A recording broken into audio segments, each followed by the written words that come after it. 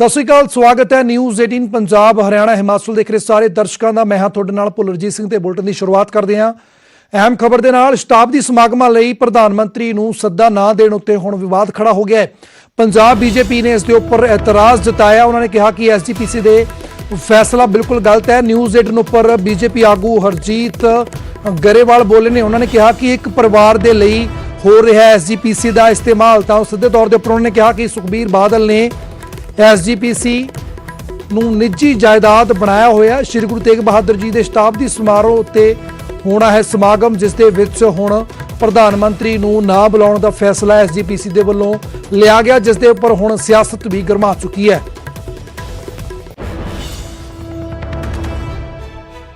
ਆਪਦੇ ਹਿੱਤਾਂ ਲਈ ਪ੍ਰਮੋਟ ਕਰਨਾ, ਆਪਦੇ ਇੱਕ ਪਾਰਟੀ ਦੇ ਪੋਲੀਟੀਕਲ ਪਾਰਟੀ ਦੇ ਹਿੱਤਾਂ ਲਈ ਵਰਤਣਾ, ਇੱਕ ਪਰਿਵਾਰ ਦੇ ਹਿੱਤਾਂ ਲਈ ਵਰਤਣਾ ਔਰ ਚੰਦ ਲੋਕਾਂ ਦੇ ਹਿੱਤਾਂ ਲਈ ਵਰਤਣਾ ਇੱਕ ਬਹੁਤ ਬੜਾ ਅਪਰਾਧ ਹੈ। ਸਿੱਖ ਧਰਮ ਜਿਹੜਾ ਇਹ ਮਾਨਸ ਕੀ ਜਾਤ ਸਭੇ ਇੱਕੇ ਪਹਿਚਾਨੋ, ਗੁਰੂ ਨਾਨਕ ਦੇਵ ਜੀ ਦੀ ਬਾਣੀ ਜਿਹੜੀ ਆ ਉਸ ਦੇ ਮੁਤਾਬਕ ਇਹ ਚੱਲਣਾ ਚਾਹੀਦਾ। ਔਰ ਗੁਰਦੁਆਰਾ ਸਾਹਿਬਾਨ ਦੇ ਅੰਦਰ ਕੋਈ ਭੇਦਭਾਵ ਨਹੀਂ ਹੁੰਦਾ ਔਰ ਸਭ ਨਾਲ ਇੱਕੋ ਜਿਹਾ ਵਿਵਹਾਰ ਹੁੰਦਾ। ਔਰ ਪ੍ਰਧਾਨ ਮੰਤਰੀ ਜੀ ਨੇ ਜੋ ਸਿੱਖ ਧਰਮ ਦੇ ਲਈ ਔਰ ਸਿੱਖਾਂ ਦੇ ਲਈ ਔਰ ਪੰਜਾਬੀਆਂ ਦੇ ਲਈ ਫੈਸਲੇ ਲਏ ਨੇ ਪ੍ਰਧਾਨ ਮੰਤਰੀ ਬਣਨ ਤੋਂ ਬਾਅਦ, ਉਹ ਸਾਰੇ ਹੀ ਬਹੁਤ ਸਰਾਹਨੀय ਨੇ। ਸਰਦਾਰ ਸੁਖਬੀਰ ਸਿੰਘ ਬਾਦਲ ਔਰ ਮਨਜਿੰਦਰ ਸਿੰਘ ਸਿਰਸਾ ਦੀ ਨਿੱਜੀ ਜਾਇਦਾਦ ਆ, ਇਹ ਸਾਰੀ ਉਹ ਜਿਹੜਾ ਕਰ ਰਹੇ ਆ, ਇਹ ਬਹੁਤਾ ਦਿਨ ਨਹੀਂ ਕੌਮ ਬਰਦਾਸ਼ਤ ਕਰਦੀ ਹੁੰਦੀ ਇਹਨਾਂ ਗੱਲਾਂ ਨੂੰ। ਦਰਅਸਲ ਗੁਰੂ ਤੇਗ ਬਹਾਦਰ ਜੀ ਦੇ 400 ਸਾਲਾ ਪ੍ਰਕਾਸ਼ ਪੁਰਬ ਨੂੰ ਸਮਰਪਿਤ ਸਮਾਗਮਾਂ ਵਿੱਚ ਇਸ ਵਾਰ ਪ੍ਰਧਾਨ ਮੰਤਰੀ ਨੂੰ ਸੱਦਾ ਨਹੀਂ ਦਿੱਤਾ ਜਾ ਰਿਹਾ। ਸਾਲ 1999 ਤੋਂ ਹਰ ਵਾਰ ਸ਼ਤਾਬਦੀ ਸਮਾਗਮਾਂ ਦੇ ਵਿੱਚ ਪ੍ਰਧਾਨ ਮੰਤਰੀ ਲਗਾਤਾਰ ਸ਼ਾਮਿਲ ਹੁੰਦੇ ਆ ਰਹੇ ਨੇ। ਇਹ ਸੰਸਥਾ ਜਿਹੜੀ ਹੈ ਇਹ ਸਭ ਦੀ ਸਾਂਝੀ ਹੈ। ਅਸੀਂ ਸਾਰੀ ਕੌਮ ਨੂੰ ਸਾਂਝਾ ਸੱਦਾ ਦਿੰਨੇ, ਸਾਰੀ ਸੰਗਤ ਨੂੰ ਸਾਂਝਾ ਸੱਦਾ ਦਿੰਨੇ। ਪ੍ਰਧਾਨ ਮੰਤਰੀ ਜੀ, ਕਿਉਂਕਿ ਪ੍ਰਧਾਨ ਮੰਤਰੀ ਜੀ ਵੈਸੇ ਹੀ ਸਾਡਾ ਇਸ ਵੇਲੇ ਸਾਡੇ ਉਲਟ ਚੱਲ ਰਹੇ ਹੈ, ਕਿਸਾਨਾਂ ਦਾ ਐਡਾ ਵੱਡਾ ਨੁਕਸਾਨ ਹੋ ਰਿਹਾ ਹੈ, ਅਸੀਂ ਸਪੈਸ਼ਲ ਤੌਰ ਦੇ ਉੱਤੇ ਕੋਈ ਸੱਦਾ ਨਹੀਂ ਦੇ ਸਕਾਂਗੇ।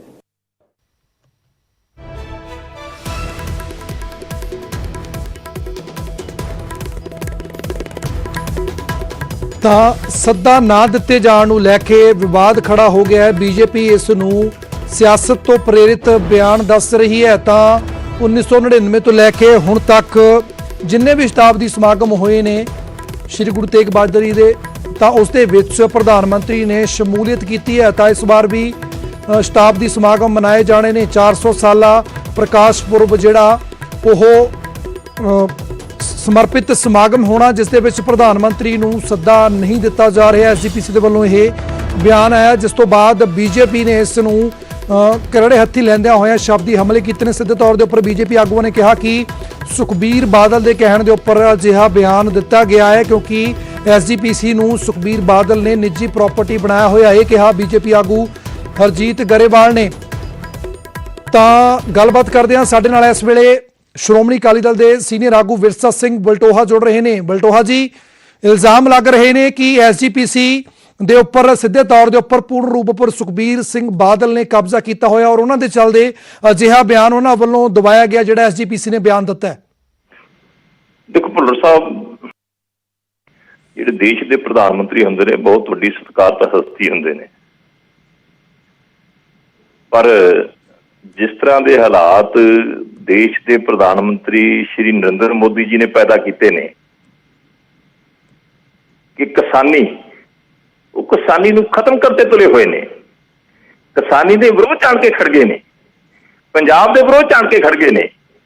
ਔਰ ਜਿਸ ਤਰ੍ਹਾਂ ਦੇ ਉਹਨਾਂ ਨੇ ਹਾਲਾਤ ਪੈਦਾ ਕੀਤੇ ਨੇ ਤੇ ਜਿਸ ਤਰ੍ਹਾਂ ਉਹ ਪੰਜਾਬੀਆਂ ਦੀਆਂ ਭਾਵਨਾਵਾਂ ਦੇ ਨਾਲ, ਧਰਮ ਨੂੰ ਮੰਨਣ ਵਾਲੇ ਲੋਕਾਂ ਦੀਆਂ ਭਾਵਨਾਵਾਂ ਦੇ ਨਾਲ ਔਰ ਸਿੱਖ ਸਮਾਜ ਜਿਨ੍ਹਾਂ ਨੂੰ ਗੁਰੂ ਨਾਨਕ ਸੱਚੇ ਪਾਤਸ਼ਾਹ ਜੀ ਨੇ ਖੇਤੀ ਦਾ ਕਿੱਤਾ ਦਿੱਤਾ ਆ, ਕਿਰਤ ਕਰਨਾ, ਨਾਮ ਜਪਣਾ, ਵੰਡ ਛਕਣ ਦਾ ਸੰਦੇਸ਼ ਦਿੱਤਾ ਆ ਜੀ, ਤੇ ਜੇ ਉਸ ਕਿੱਤੇ ਦੇ ਉੱਤੇ ਹੀ ਦੇਸ਼ ਦੇ ਸਤਿਕਾਰਯੋਗ ਪ੍ਰਧਾਨ ਮੰਤਰੀ ਸਾਹਿਬ ਹਮਲਾ ਬੋਲ ਦੇਣਗੇ ਤੇ ਫਿਰ ਅਜਿਹੇ ਹਾਲਾਤ ਹੋਣਗੇ ਤੇ ਫਿਰ ਕਿਸੇ ਵੀ ਤਰ੍ਹਾਂ ਮੁਨਾਸਬ ਨਹੀਂ।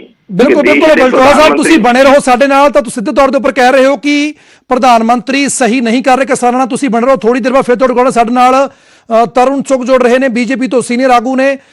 ਤਾਂ ਚੁਗ ਜੀ, ਸਿੱਧੇ ਤੌਰ ਦੇ ਉੱਪਰ ਵਿਰਸਾ ਸਿੰਘ ਬਲਟੋਹਾ ਨੇ ਕਿਹਾ ਕਿ ਪ੍ਰਧਾਨ ਮੰਤਰੀ ਜੋ ਦੇਸ਼ ਦੇ ਹਾਲਾਤ ਨੇ, ਖਾਸ ਤੌਰ ਦੇ ਉੱਪਰ ਕਿਸਾਨੀ ਦੇ, ਉਸ ਦੇ ਲਈ ਸਿੱਧੇ ਤੌਰ ਦੇ ਉੱਪਰ ਪ੍ਰਧਾਨ ਮੰਤਰੀ ਜ਼ਿੰਮੇਵਾਰ ਨੇ। ऐसा है कि मैं दुखद मानना है घटना नूं कि श्रोमणी गुरुद्वारा प्रबंधक कमेटी ने जिहड़ा यह फैसला लिता है कि पहली बारी प्रधानमंत्री नूं उत्थे नहीं बुलाया जा रहा शताब्दी समारोह च। मैं समझना बड़ा दुखद है। प्रधानमंत्री देश का प्रधानमंत्री हुंदा है, और किसी एक किते का, किसी एक व्यक्ति का। और असीं उन्हां प्रधानमंत्रियों ते सद्दे रहे हैं जिन्हां ने श्री हरमंदर साहब ते टैंक चढ़ाते, जिन्हां ने ब्लू स्टार और ब्लैक थंडर 2 ऑपरेशन किए।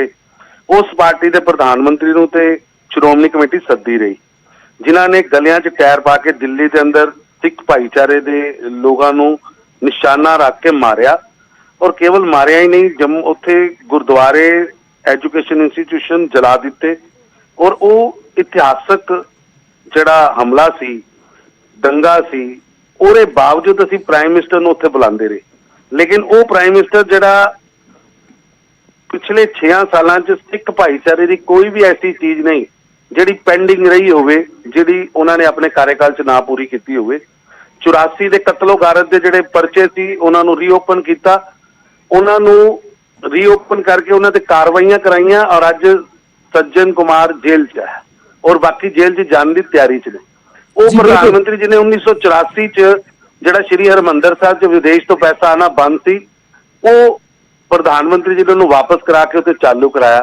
उस प्रधानमंत्री को असीं बुला नहीं रहे जिन्हें करतारपुर साहब की साडी अरदास जिहड़ी 1947 तो असीं करदे आ रही सी, उस अरदास नूं पूरा कर दिता। उस प्रधानमंत्री को असीं नहीं बुला रहे, लेकिन टैंक चलाने वाले पार्टी के प्रधान बिल्कुल ਸਾਹਿਬ ਦਾ ਬਲਟੋਹਾ ਸਾਹਿਬ ਵੀ ਬਣੇ, ਉਹਨਾਂ ਤੋਂ ਰਿਐਕਸ਼ਨ ਲੈਣਾ। ਬਲਟੋਹਾ ਸਾਹਿਬ ਸਿੱਧੇ ਤੌਰ ਦੇ ਉੱਪਰ ਕਹਿ ਰਹੇ ਨੇ ਕਿ ਕਿਸ ਬਿਹਾਫ ਦੇ ਉੱਪਰ ਤੁਸੀਂ ਇਹ ਬਲੇਮ ਲਾ ਰਹੇ ਹੋ। ਪ੍ਰਧਾਨ ਮੰਤਰੀ ਹਮੇਸ਼ਾ ਹੀ ਪੰਜਾਬ ਦੇ ਹੱਕਾਂ ਦੇ ਲਈ ਖੜ੍ਹੇ ਨੇ। ਉਹਨਾਂ ਨੂੰ ਉਦਾਹਰਨ ਦਿੱਤੀ ਆ, ਕਰਤਾਰਪੁਰ ਕੋਰੀਡੋਰ ਦੀ ਗੱਲ ਕੀਤੀ ਆ, 84 ਦੀ ਜਿਹੜੀ ਕਤਲੋਗਾਰਤ ਹੋਈ ਸੀ ਉਸ ਦੇ ਮੁਲਜ਼ਮਾਂ ਨੂੰ ਜਿਹੜੀ ਸਜ਼ਾ ਦੀ ਗੱਲ ਕੀਤੀ ਹੋਵੇ ਉਹਦਾ ਵੀ ਜ਼ਿਕਰ ਕੀਤਾ। ਤਾਂ ਉਹਨਾਂ ਨੇ ਕਿਹਾ ਕਿ ਕਿਸ ਬਿਹਾਫ ਦੇ ਉੱਪਰ ਤੁਸੀਂ ਇਹ ਗੱਲ ਕਹਿ ਰਹੇ ਹੋ ਕਿ ਉਹ ਕਿਸਾਨ ਤੈਸੀ ਜਾਂ ਫਿਰ ਲੋਕਾਂ ਦੇ ਭਲੇ ਲਈ ਕੰਮ ਨਹੀਂ ਕਰ ਰਹੇ।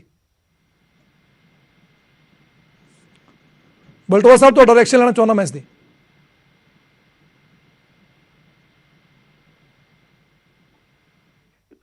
ਵਿੱਚ ਤਰਨ ਚੁਗ ਜੀ ਨੂੰ ਲੈਣ ਦਾ ਅਸਲ 'ਚ ਇੱਕ ਗੱਲ ਡਿਬੇਟ ਦਾ ਜ਼ਰੂਰ ਇਹ ਰੱਖਿਆ ਕਰੋ ਕਿ ਜਦੋਂ ਆਪਦੀ ਗੱਲ ਕੰਪਲੀਟ ਕਰ ਲੈਂਦਾ ਕੋਈ ਸਪੋਕਸਪਰਸਨ, ਉਸ ਤੋਂ ਬਾਅਦ ਸੈਕਿੰਡ ਜਿਹੜਾ ਸ਼ੁਰੂ ਕਰਿਆ ਕਰੋ। ਹੁਣ ਪਹਿਲੀ ਤਾਂ ਗੱਲ ਹੈ ਕਿ ਕੋਈ ਸ਼੍ਰੋਮਣੀ ਗੁਰਦੁਆਰਾ ਪ੍ਰਬੰਧਕ ਕਮੇਟੀ ਨੇ ਕਿਸੇ ਵੀ ਤਰ੍ਹਾਂ ਦਾ ਅਜਿਹਾ ਅਜੇ ਕੋਈ ਫੈਸਲਾ ਨਹੀਂ ਕੀਤਾ।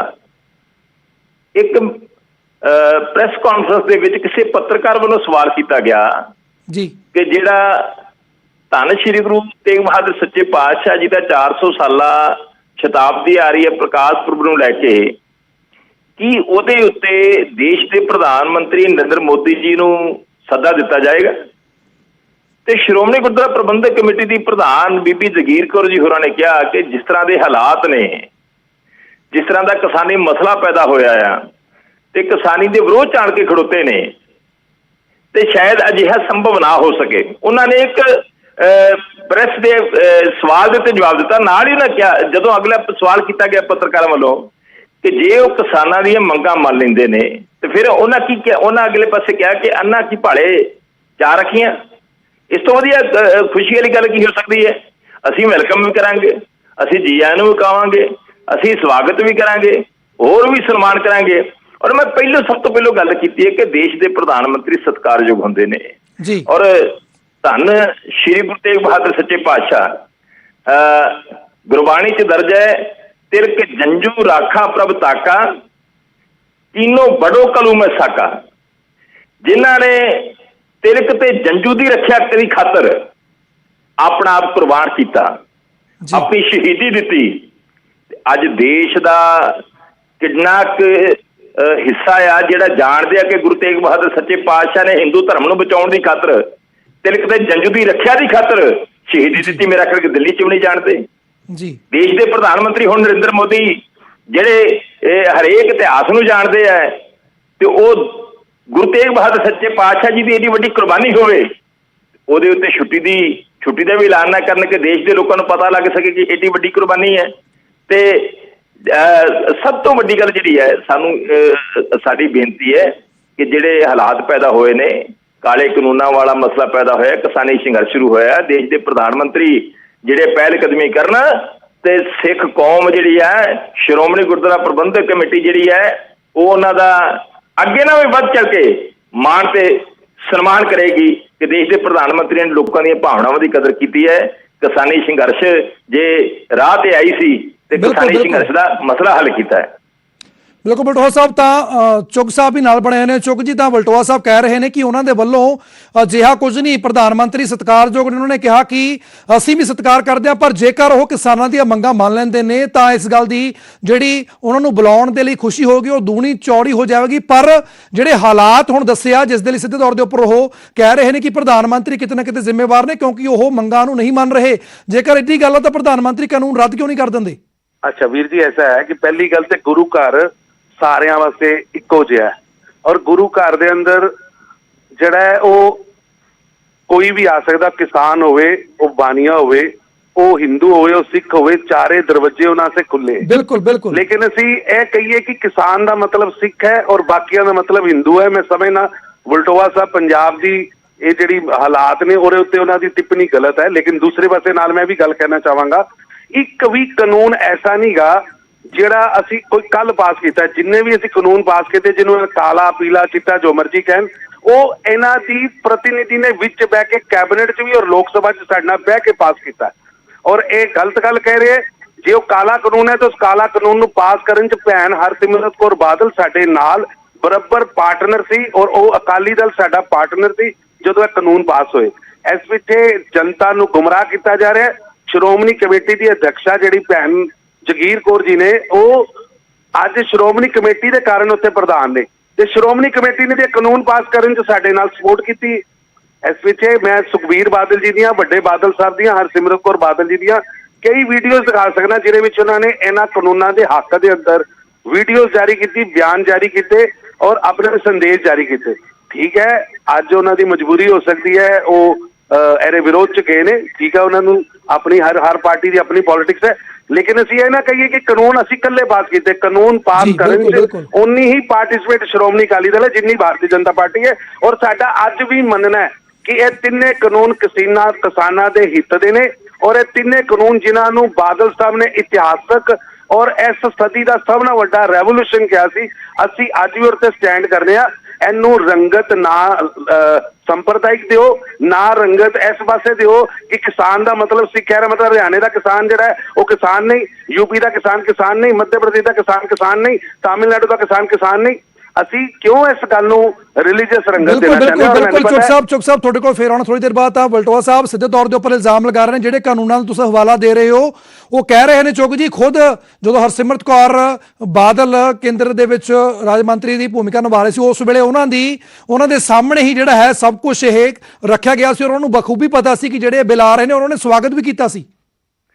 ਦੇਖੋ, ਸਭ ਤੋਂ ਪਹਿਲੀ ਤੇ ਗੱਲ ਹੈ ਕਿ ਕਾਨੂੰਨ ਕਿੱਥੇ ਬਣਿਆ?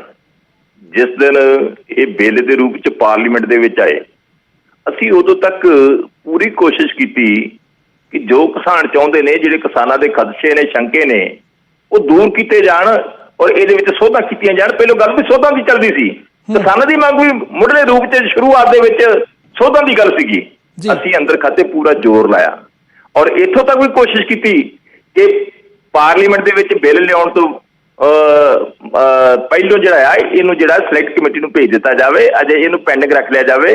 ਪਰ ਸਾਡੀਆਂ ਸਾਰੀਆਂ ਕੋਸ਼ਿਸ਼ਾਂ ਜਦੋਂ ਨਿਸਫਲ ਹੋਈਆਂ ਤੇ ਫਿਰ ਅਸੀਂ ਜਿਸ ਦਿਨ ਇਹਨੂੰ ਕਾਨੂੰਨ ਦਾ ਰੂਪ ਦਿੱਤਾ ਜਾਣਾ ਸੀ, ਬਿੱਲ ਦੇ ਰੂਪ ਵਿੱਚ ਪਾਰਲੀਮੈਂਟ 'ਚ ਪੇਸ਼ ਕੀਤਾ ਗਿਆ, ਡਟ ਕੇ ਵਿਰੋਧ ਕੀਤਾ ਔਰ ਬੀਬਾ ਹਰਸਿਮਰਤ ਕੌਰ ਬਾਦਲ ਨੇ ਦੇਸ਼ ਦੀ ਵਜ਼ੀਰੀ ਯੂਨੀਅਨ ਮਿਨਿਸਟਰੀ ਤੋਂ ਅਸਤੀਫਾ ਦਿੱਤਾ।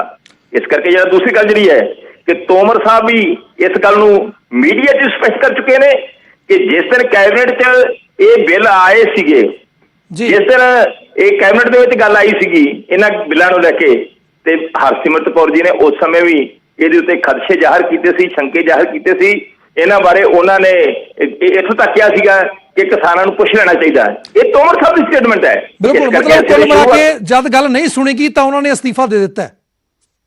ਬਿਲਕੁਲ ਠੀਕ ਹੈ ਬਲਟੋਹਾ ਸਾਹਿਬ, ਠੀਕ ਹੈ ਫਿਲਹਾਲ ਸਮਾਂ ਹੋਰ ਇਜਾਜ਼ਤ ਨਹੀਂ ਹੈ। ਫਿਲਹਾਲ ਦੇ ਲਈ ਬਹੁਤ ਬਹੁਤ ਧੰਨਵਾਦ ਬਲਟੋਹਾ ਸਾਹਿਬ ਔਰ ਤਰੁਣ ਚੁੱਗ, ਤੁਹਾਡਾ ਵੀ ਬਹੁਤ ਬਹੁਤ ਧੰਨਵਾਦ ਸਾਨੂੰ ਆਪਣਾ ਸਮਾਂ ਦੇਣ ਲਈ। ਤਾਂ ਵਿਵਾਦ ਜਾਰੀ ਹੈ PM ਨੂੰ ਸੱਦੇ ਨੂੰ ਲੈ ਕੇ। ਤਾਂ ਗੱਲ ਕਰਦੇ ਹਾਂ ਹੁਣ ਅਗਲੀ ਖਬਰ ਦੇ ਉੱਪਰ ਚੱਲਦੇ ਹਾਂ। ਪੰਜਾਬ ਦੇ ਵਿੱਚ ਕੱਲ ਤੋਂ ਖੁੱਲਣਗੇ ਸਾਰੇ ਸਕੂਲ। ਜੀ ਹਾਂ, 5ਵੀਂ ਤੋਂ 12ਵੀਂ ਦੇ ਵਿਦਿਆਰਥੀਆਂ ਲਈ ਇਹ ਸਕੂਲ ਖੋਲੇ ਜਾਣਗੇ। ਸਿੱਖਿਆ ਮੰਤਰੀ ਵਿਜੇ ਇੰਦਰ ਸਿੰਗਲਾ ਨੇ ਇਸ ਦਾ ਐਲਾਨ ਕੀਤਾ ਔਰ 5ਵੀਂ ਤੋਂ 12ਵੀਂ ਦੇ ਵਿਦਿਆਰਥੀਆਂ ਦੇ ਲਈ 7 ਜਨਵਰੀ ਤੋਂ ਮੁੜ ਸਕੂਲ ਖੋਲੇ ਜਾਣਗੇ। ਤਾਂ ਇਹ ਕਿਹਾ ਸਿੱਖਿਆ ਮੰਤਰੀ ਵਿਜੇ ਇੰਦਰ ਸਿੰਗਲਾ ਨੇ। ਉਹਨਾਂ ਨੇ ਕਿਹਾ ਕਿ ਸਕੂਲ ਸਿੱਖਿਆ ਦੇ ਜਿੰਨੇ ਵੀ ਪ੍ਰਬੰਧਕ ਨੇ ਉਹਨਾਂ ਨੂੰ COVID-19 ਦੀਆਂ ਸਾਰੀਆਂ ਹੀ ਸਾਵਧਾਨੀਆਂ ਦੀ ਸਖਤੀ ਨਾਲ ਪਾਲਣਾ ਕਰਨ ਲਈ ਨਿਰਦੇਸ਼ ਵੀ ਜਾਰੀ ਕਰ ਦਿੱਤੇ ਗਏ ਨੇ। ਤਾਂ ਵੱਡੀ ਖਬਰ ਇਸ ਵੇਲੇ ਦੀ 5ਵੀਂ ਤੋਂ ਲੈ ਕੇ 12ਵੀਂ ਤੱਕ ਦੇ 7 ਜਨਵਰੀ ਯਾਨੀ ਕਿ ਕੱਲ ਤੋਂ ਸਾਰੇ ਹੀ ਸਕੂਲ ਖੋਲੇ ਜਾਣਗੇ ਔਰ COVID-19 ਦੇ ਜਿਹੜੇ ਵੀ ਰੂਲਸ ਐਂਡ ਰੈਗੂਲੇਸ਼ਨ ਨੇ, ਜਿਹੜੀਆਂ ਵੀ ਗੱਲਾਂ ਦਾ ਧਿਆਨ ਰੱਖਣਾ, ਉਸ ਦੇ ਸੰਬੰਧਿਤ ਜਿਹੜੇ ਨੇ ਉਹ ਨਿਰਦੇਸ਼ ਜਾਰੀ ਕਰ ਦਿੱਤੇ ਗਏ ਨੇ ਔਰ ਸਖਤੀ ਨਾਲ ਉਹਨਾਂ ਦੀ ਪਾਲਣਾ ਕੀਤੀ ਜਾਵੇਗੀ। ਤਾਂ ਪੰਜਾਬ ਦੇ ਸਕੂਲ ਜਿਹੜੇ ਸਿੱਖਿਆ ਮੰਤਰੀ ਨੇ ਵਿਜੇ ਇੰਦਰ ਸਿੰਗਲਾ ਨੇ ਖੁਦ ਇਸ ਗੱਲ ਦਾ ਐਲਾਨ ਕੀਤਾ। ਉਹਨਾਂ ਨੇ ਕਿਹਾ ਕਿ ਨਾਲ ਹੀ ਮਾਪਿਆਂ ਦੀ ਪੜ੍ਹਾਈ ਸੰਬੰਧੀ ਫਿਕਰਮੰਦੀ ਦੇ ਮੱਦੇਨਜ਼ਰ ਜਿਹੜਾ ਕਿਹਾ ਕਿ ਉਹਨਾਂ ਨੇ ਸੂਬਾ ਸਰਕਾਰ ਨੇ ਫੈਸਲਾ ਲਿਆ ਔਰ 7 ਜਨਵਰੀ ਯਾਨੀ ਕਿ ਕੱਲ ਤੋਂ ਜਿਹੜਾ ਹੈ ਉਹ 5ਵੀਂ ਤੋਂ ਲੈ ਕੇ 12ਵੀਂ ਤੱਕ ਦੇ ਸਾਰੇ ਸਰਕਾਰੀ, ਅਰਧ ਸਰਕਾਰੀ ਅਤੇ ਪ੍ਰਾਈਵੇਟ ਸਕੂਲ ਮੁੜ ਤੋਂ ਖੋਲ੍ਹਣ ਦਾ ਫੈਸਲਾ ਕੀਤਾ ਹੈ। ਤਾਂ ਇਸ ਫੈਸਲੇ ਵਿੱਚ ਇਹ ਵੀ ਐਲਾਨ ਕੀਤਾ ਗਿਆ ਕਿ ਜਿਹੜਾ ਸਕੂਲਾਂ ਦਾ ਸਮਾਂ ਹੈ ਉਹ ਸਵੇਰੇ 10 ਵਜੇ ਤੋਂ ਦੁਪਹਿਰ 3 ਵਜੇ ਤੱਕ ਰਹੇਗਾ।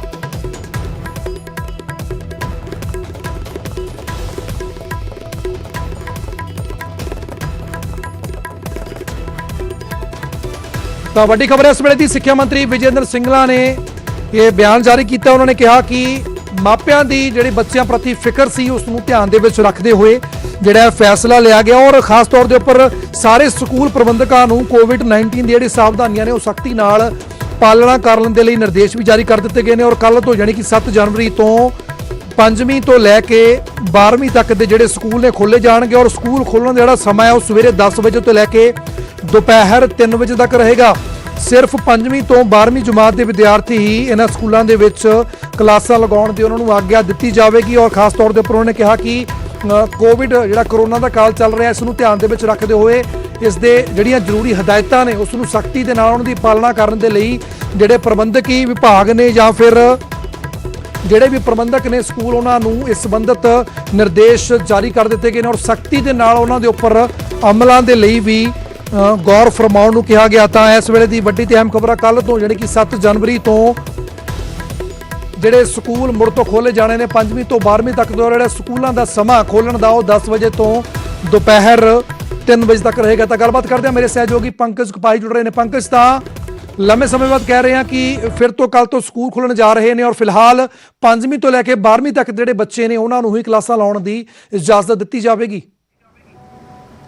ਬਿਲਕੁਲ ਭੁੱਲਰ, ਕਿਉਂਕਿ ਕੋਵਿਡ ਦੇ ਮੱਦੇਨਜ਼ਰ ਪਿਛਲੇ ਕੁਝ ਮਹੀਨਿਆਂ ਤੋਂ ਲਗਾਤਾਰ ਸਕੂਲ ਬੰਦ ਚੱਲ ਰਹੇ ਸੀਗੇ ਔਰ ਹੁਣ ਜਦੋਂ ਰੇਸ਼ੋ ਘਟੀ ਹੈ, ਜਦੋਂ ਕੋਵਿਡ ਦਾ ਗ੍ਰਾਫ ਨੀਚੇ ਹੇਠਾਂ ਆਇਆ ਤਾਂ ਉਸ ਤੋਂ ਬਾਅਦ ਸਿੱਖਿਆ ਵਿਭਾਗ ਵੱਲੋਂ तमाम ਸਕੂਲਾਂ ਤੋਂ ਫੀਡਬੈਕ ਲਿੱਤੀ ਗਈ। तमाम ਸਕੂਲਾਂ ਦੇ ਜੋ ਪ੍ਰਬੰਧਕ ਨੇ, ਜੋ ਪ੍ਰਿੰਸੀਪਲ ਨੇ, ਉਹਨਾਂ ਤੋਂ ਫੀਡਬੈਕ ਲਿੱਤੀ ਗਈ ਕਿ ਕੀ ਸਕੂਲ ਖੋਲ੍ਹਣੇ ਚਾਹੀਦੇ ਨੇ, ਸਕੂਲਾਂ ਦੇ ਵਿੱਚ ਬੱਚੇ ਆਉਣ ਦੇ ਲਈ ਤੁਹਾਡੇ ਕੀ ਇੰਤਜ਼ਾਮ ਨੇ। ਤਾਂ ਸਾਰੀ ਫੀਡਬੈਕ ਲੈਣ ਤੋਂ ਬਾਅਦ ਹੁਣ ਸਿੱਖਿਆ ਮੰਤਰੀ ਨੇ ਵਿਜੇ ਇੰਦਰ ਸਿੰਗਲਾ ਵੱਲੋਂ ਇਹ ਐਲਾਨ ਕਰ ਦਿੱਤਾ ਗਿਆ ਹੈ ਕਿ ਕੱਲ ਤੋਂ ਸਕੂਲ ਖੁੱਲਣਗੇ।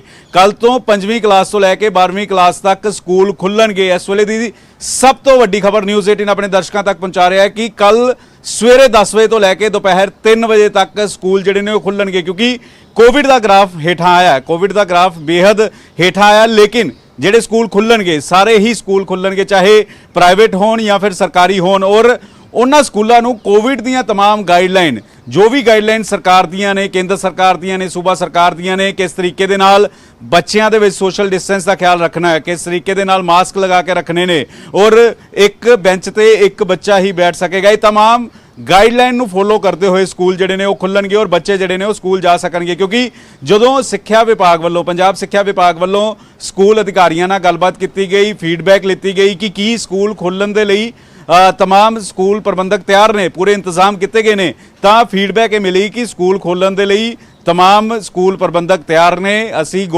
ਜਿਹੜੀ ਕੋਵਿਡ ਦੀਆਂ ਪੂਰੀਆਂ ਗਾਈਡਲਾਈਨ ਦਾ ਖਿਆਲ ਰੱਖਾਂਗੇ ਔਰ ਹੁਣ ਕੱਲ ਤੋਂ ਸਕੂਲ ਜਿਹੜੇ ਨੇ ਉਹ 5ਵੀਂ ਕਲਾਸ ਤੋਂ ਲੈ ਕੇ 12ਵੀਂ ਤੱਕ ਦੇ ਸਕੂਲ ਦੇ ਬੱਚੇ ਜਿਹੜੇ ਨੇ ਉਹ ਸਕੂਲ ਜਾ ਸਕਣਗੇ। ਕੋਵਿਡ ਦੀ ਗਾਈਡਲਾਈਨ ਨੂੰ ਧਿਆਨ 'ਚ ਰੱਖਦੇ ਹੋਏ ਬੱਚੇ ਜਿਹੜੇ ਨੇ, ਵਿਦਿਆਰਥੀ ਜਿਹੜੇ ਨੇ ਉਹ ਸਕੂਲ ਜਾ ਸਕਣਗੇ ਔਰ ਸਵੇਰੇ 10 ਵਜੇ ਤੋਂ ਲੈ ਕੇ ਦੁਪਹਿਰ 3 ਵਜੇ ਤੱਕ ਸਕੂਲ ਜਿਹੜੇ ਨੇ ਉਹ ਭੁੱਲਰ ਖੁੱਲਣਗੇ। ਇਸ ਵੇਲੇ ਦੀ ਸਭ ਤੋਂ ਅਹਿਮ ਜਾਣਕਾਰੀ ਦਰਸ਼ਕਾਂ ਤੱਕ ਪਹੁੰਚਾ ਰਹੇ ਹਾਂ। ਬਿਲਕੁਲ ਪੰਕਜ, ਤਾਂ ਤੁਸੀਂ ਸਾਡੇ ਨਾਲ ਬਣੇ ਰਹੋ, ਥੋੜੀ ਦੇਰ ਬਾਅਦ ਫਿਰ ਤੁਹਾਡੇ ਕੋਲ ਆਵਾਂਗੇ। ਪਰ ਇਸ ਵੇਲੇ ਦੀ ਵੱਡੀ ਖਬਰ, ਕੱਲ ਤੋਂ ਸਕੂਲ ਖੁੱਲਣਗੇ ਔਰ 5ਵੀਂ ਤੋਂ ਲੈ ਕੇ 12ਵੀਂ ਤੱਕ ਇਹ ਸਕੂਲ ਖੋਲੇ ਜਾਣੇ ਨੇ। ਤਾਂ ਪੰਕਜ, ਥੋੜੀ ਦੇਰ ਬਾਅਦ ਫਿਰ ਤੁਹਾਡੇ ਕੋਲ ਆ ਰਹੇ ਹਾਂ। ਇੱਥੇ ਵੇਲਾ ਹੋ ਚੱਲਿਆ ਕਿ ਛੋਟੇ ਜੇ ਕਮਰਸ਼ੀਅਲ ਬ੍ਰੇਕ ਦਾ, ਤੁਸੀਂ ਬਣੇ ਰਹੋ ਨਿਊਜ਼ 18 ਪੰਜਾਬ ਦੇ ਨਾਲ। ਐਲਾਨ ਦੀ ਵੱਡੀ ਖਬਰ ਦੀ, ਜਿਹੜਾ ਕਿ ਸੂਬਾ ਸਰਕਾਰ ਨੇ ਫੈਸਲਾ ਕੀਤਾ। ਖੁਦ ਸਿੱਖਿਆ ਮੰਤਰੀ ਵਿਜੇਂਦਰ ਸਿੰਗਲਾ ਨੇ ਇਸ ਦਾ ਐਲਾਨ ਕੀਤਾ, ਇੱਕ ਬਿਆਨ ਜਾਰੀ ਕੀਤਾ ਜਿਸ ਦੇ ਵਿੱਚ ਕਿਹਾ ਗਿਆ ਕਿ ਕੱਲ ਤੋਂ ਸਾਰੇ ਹੀ ਸਕੂਲ ਖੁੱਲਣਗੇ। ਜੀ ਹਾਂ, ਸਰਕਾਰੀ, ਅਰਧ ਸਰਕਾਰੀ, ਪ੍ਰਾਈਵੇਟ ਸਾਰੇ ਹੀ ਸਕੂਲ 5ਵੀਂ ਤੋਂ 12ਵੀਂ ਤੱਕ ਦੇ ਵਿਦਿਆਰਥੀਆਂ ਦੇ ਲਈ ਸਕੂਲ ਖੋਲੇ ਜਾਣਗੇ ਔਰ 5ਵੀਂ ਤੋਂ 12ਵੀਂ ਜਮਾਤ ਦੇ ਵਿਦਿਆਰਥੀ ਹੀ ਇਹਨਾਂ ਸਕੂਲਾਂ ਦੇ ਵਿੱਚ ਆਪਣੀ ਕਲਾਸਿਸ ਅਟੈਂਡ ਕਰ ਸਕਦੇ ਨੇ। ਤਾਂ ਇਸ ਦੇ ਵਿੱਚ ਕਿਹਾ ਗਿਆ ਕਿ ਜਿਹੜੀ 11 ਨਵੰਬਰ ਨੂੰ ਇੱਕ ਰਿਵਿਊ ਮੀਟਿੰਗ ਵੀ ਲਈ ਗਈ ਸੀ ਮੁੱਖ ਮੰਤਰੀ ਦੇ ਵੱਲੋਂ, ਉਸ ਦੇ ਵਿੱਚ ਮਾਪਿਆਂ ਦੀ ਫਿਕਰ ਨੂੰ ਦੇਖਦੇ ਹੋਏ ਤਾਂ ਸਰਬਪੱਖੀ ਇੱਕ ਫੈਸਲਾ ਕਿ ਰਿਵਿਊ ਕੀਤਾ ਗਿਆ, ਜਿਸ ਤੋਂ ਬਾਅਦ ਹੁਣ ਫੈਸਲਾ ਕੀਤਾ ਗਿਆ। ਤਾਂ ਮੇਰੇ ਸਹਿਯੋਗੀ ਬਣੇ ਨੇ ਸਾਡੇ ਨਾਲ ਪੰਕਜ ਕਪਾਹੀ। ਤਾਂ ਪੰਕਜ, ਵੱਡਾ ਫੈਸਲਾ ਕਹਿ ਸਕਦੇ ਹਾਂ, ਵੱਡੀ ਖਬਰ ਹੈ ਇਸ ਵੇਲੇ ਦੀ, ਪਰ ਕਰੋਨਾ ਕਾਲ ਦੀ ਗੱਲ ਕੀਤੀ ਜਾਵੇ ਹਲੇ ਪੂਰੇ ਤਰੀਕੇ ਦੇ ਨਾਲ ਕੰਟਰੋਲ ਨਹੀਂ। ਹਾਲਾਂਕਿ ਵੈਕਸੀਨੇਸ਼ਨ ਤਿਆਰ ਕੀਤੀ ਗਈ ਹੈ, ਵੈਕਸੀਨ ਤਿਆਰ ਹੋ ਚੁੱਕੀ ਹੈ, ਪਰ ਇਸ ਸਭ ਦੇ ਵਿਚਾਲੇ ਕੀ ਹੁਣ ਕਿਹਾ ਜਾ ਸਕਦਾ ਕਿ ਹੁਣ ਮੁੜ ਤੋਂ ਗੱਡੀ ਇੱਕ ਵਾਰ ਫਿਰ ਤੋਂ ਲਾਈਨ ਤੇ ਆ ਜਾਵੇਗੀ, ਉਸੇ ਤਰੀਕੇ ਦੇ ਨਾਲ ਆਮ ਦੀ ਤਰ੍ਹਾਂ ਜ਼ਿੰਦਗੀ ਹੁਣ ਫਿਰ ਤੋਂ ਮੁੜ ਟਰੈਕ ਤੇ ਆਉਣੀ ਸ਼ੁਰੂ ਹੋ ਚੁੱਕੀ ਹੈ? ਭੁੱਲਰ, ਕਿਉਂਕਿ ਲਗਾਤਾਰ ਆਨਲਾਈਨ ਪੜ੍ਹਾਈ ਜ਼ਰੂਰ ਹੋ ਰਹੀ ਸੀਗੀ, ਆਨਲਾਈਨ ਪੜ੍ਹਾਈ ਦੇ ਲਈ ਉਸ ਤਰੀਕੇ ਦੇ ਇੰਤਜ਼ਾਮ, ਉਸ ਤਰੀਕੇ ਦਾ ਇਨਫਰਾਸਟ੍ਰਕਚਰ ਅਜੇ ਤੱਕ ਪੰਜਾਬ ਦੇ